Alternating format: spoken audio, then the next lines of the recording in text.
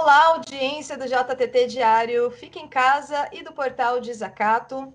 O que é saúde mental e por que esse assunto geralmente permeia os corpos negros? É sobre isso que a gente vai conversar com a psicóloga Bruna Pereira, que está aqui com a gente. Bruna, seja muito bem-vinda ao nosso jornal e no portal Desacato, tudo bem?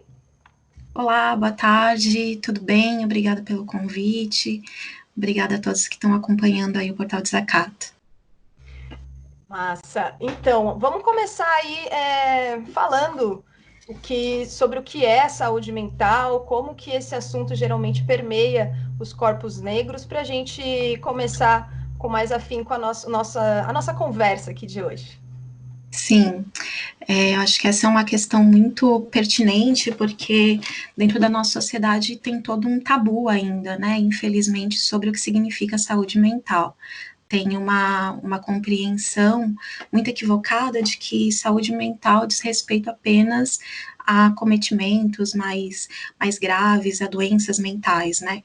Quando, na verdade, saúde mental diz muito mais respeito à qualidade das relações de um sujeito consigo mesmo e com o mundo no mundo, né? Diz muito respeito à forma com que ele reconhece as emoções, reconhece os sentimentos e a partir disso constrói também a sua subjetividade e como que isso é afetado dentro dessa grande relação, né, de contexto, de ambiente também no qual ele está inserido. Durante muito tempo, na construção da própria psicologia enquanto ciência e profissão, os sujeitos racializados, como a gente costuma, né, chamar esses sujeitos políticos reconhecidos, né, identitariamente como negros, ou mesmo se a gente for pegar a população indígena, não foram o público-alvo inicialmente quando se pensava numa prática de saúde mental, numa psicologia, numa prática psicoterapêutica, por exemplo. Muito pelo contrário, né, quando era pensado nessas populações, era muito mais numa perspectiva de adequação, de socialização, de normatização desses corpos. E de um tempo para cá, tem se tido uma reformulação dessa visão, no sentido de olhar para os efeitos, né, para os aspectos do racismo, da violência do racismo, assim como outras violências estruturais que constituem aí a nossa sociedade, no adoecimento dessa população. Né? Então, hoje em dia, é muito importante que a gente tenha um olhar para entender os impactos, os efeitos psicossociais no racismo, não só na saúde mental, porque eu entendo também que a saúde mental ela não deve estar dissociada de uma compreensão de uma saúde integral. Na verdade, saúde mental é um componente, um aspecto, né? Mas o sujeito ele é integral, ele não é somente só corpo, né? Essa dicotomia, ela não, na verdade, na materialidade, ela não se observa. Então, entender um pouco de como essa violência, esse atravessamento do racismo, né, ao longo de toda a trajetória da população negra dentro do nosso contexto de sociedade foi produzindo formas adoecidas de ser. Perfeito. Ali em off, antes da gente começar a gravação, você me falou que está existindo aí uma ansiedade, né? De Sim. ser produtivo, de estar isolado e ainda assim ter essa obrigação, talvez mental, não sei, de produzir ainda mais economicamente. Como que a gente lida com isso aí, na sua opinião? Então, eu acho que essa questão da produtividade está muito relacionada também a essa sociedade de consumo, a essa sociedade pautada, né, dentro de uma lógica muito produtivista, que é muito própria do capitalismo, assim. Então, a gente vive numa sociedade em que o trabalho ele tem um lugar muito central, né, dentro da vida dos sujeitos. As pessoas se pautam muito, né, e se reconhecem muito, tem uma noção de identidade a partir do trabalho. E o que é interessante de observar, o que foi interessante de observar, por exemplo, nas primeiras semanas ali, né, desse movimento de quarentena, uma necessidade muito grande das pessoas de estarem produzindo tanto quanto produziriam, né, ou talvez até mais, com uma exigência muito maior de ser mais produtivos em casa do que no trabalho.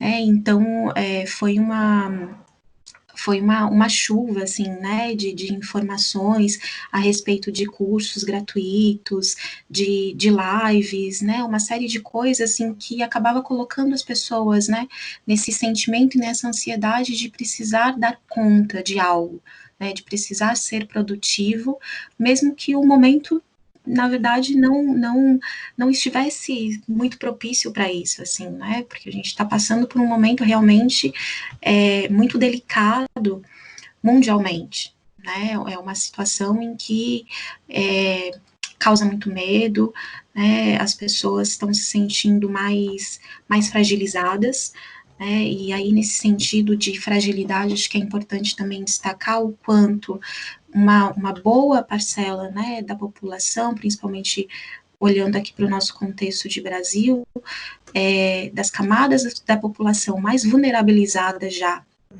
estruturalmente, acaba sendo, né, reiteradamente mais fragilizada e mais vulnerabilizada dentro desse momento aí de pandemia que a gente está vivenciando, porque são justamente as pessoas que foram afetadas com o afastamento do trabalho, né, com a incerteza aí de como vai ficar a sua situação econômica, financeira, como vai conseguir dar conta de arcar com os compromissos, né, de pagar as suas contas, enfim, de pensar projetos, né?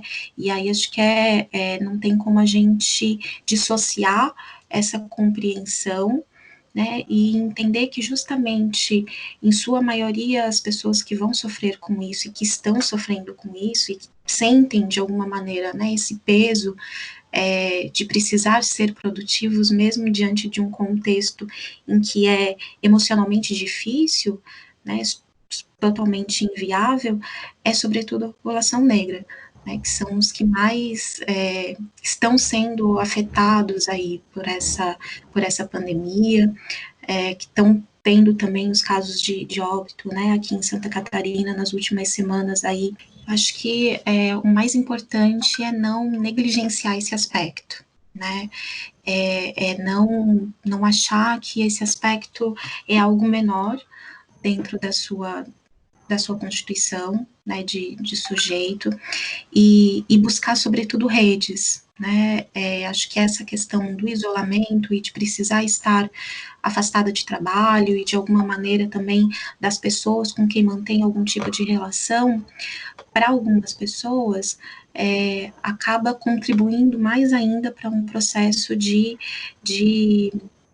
adoecimento, de afastamento, né, de uma baixa emocional também, o que acaba acarretando também numa baixa de imunidade, ou seja, né, vai se agravando todos os aspectos. Então, acho que primeiro é não negligenciar, né, que a saúde mental é um ponto importante, né, inclusive tem uma campanha aí que diz, né, que saúde mental é pauta para o ano todo, né, ela não é só uma pauta para janeiro, mas é uma pauta para o ano todo, e tentar buscar redes de apoio, redes de suporte, acho que nesse momento é o mais importante. E óbvio que tentar, na medida do possível, buscar também essas redes, não só com as pessoas com quem se relaciona, conhece, família, amigos, etc., mas também tentar uma ajuda profissional. É importante, em alguns momentos, poder contar com ajuda profissional para passar pelas situações, para poder organizar o que está sentindo, o que está pensando, para poder construir, inclusive, estratégias de enfrentamento frente ao que está acontecendo. Perfeito. Bruna, obrigada pela participação. Seja sempre bem-vinda aí no nosso jornal e no Portal Desacato. Eu acho que a gente se encontra semana que vem, pode ser? Sim, claro. Massa. Então é isso. Esse é o JTT. Obrigado, Bruna. Boa tarde, né? Agora ainda é Boa tarde. tarde. Até mais. Sim. Tchau, Obrigada. tchau. Tchau. Até mais.